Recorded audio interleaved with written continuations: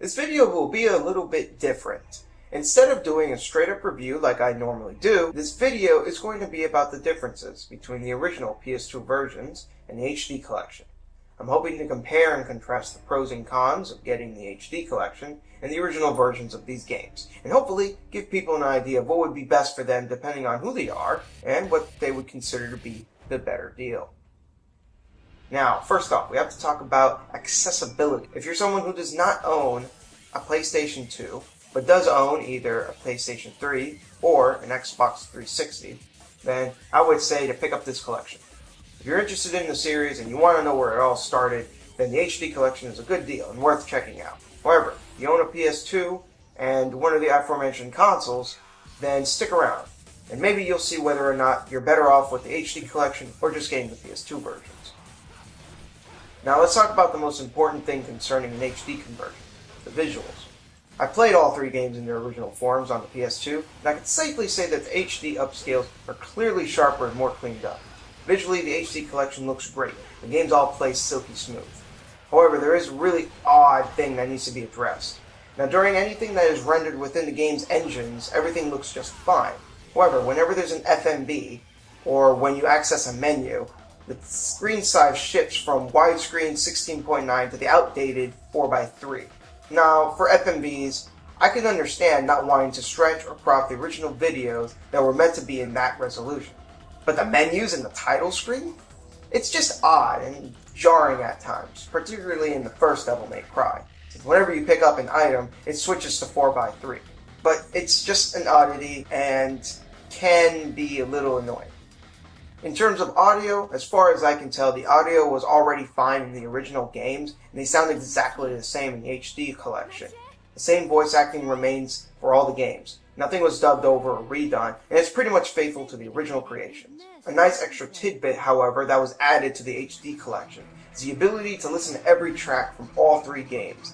It's nothing spectacular, but it's a nice extra to throw in. Now, here's an important difference to mention with the original Devil May Cry on the HD collection.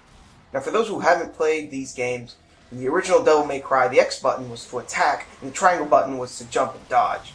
Since Devil May Cry 2 and onward, that was switched, and for the better, I feel. Especially since I've been playing the series like this for years now, and I simply just could not go back and play the first one again, due to not being able to make that switch back.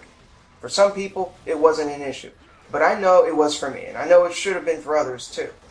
However, in the HD collection, those like me can finally rest easy, as this has been addressed. The button functionalities have been switched to conform to the rest of the series. Now, unfortunately, for those who actually prefer the original button setup, there is no way to switch it back in the HD collection, so please keep that in mind. Now, for some of the things that was added specifically for this HD collection, there's some nice artwork that you can check out in the menu for all three games, and it's a nice extra throw-in. Now, if you're a fan of achievements or trophies, you can enjoy that luxury that was absent in the original versions of these games. It's particularly nice since you get 3 different sets of trophies and achievements for all 3 games. So if you're dedicated enough, that's 3,000 gamer points and 3 platinum trophies along with all the other trophies that come with it in one purchase. It won't be easy though, you can be sure of that. Expect a challenge. I think the final thing to address is price.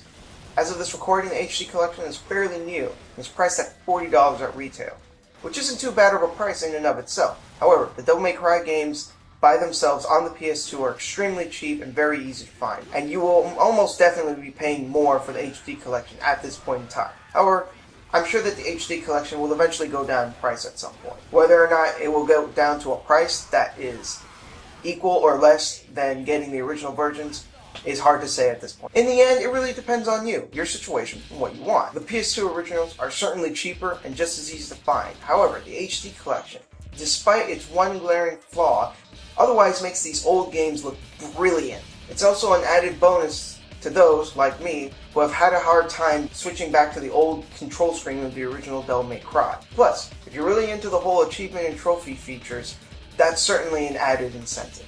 Hopefully those new and old to the series find this video informative.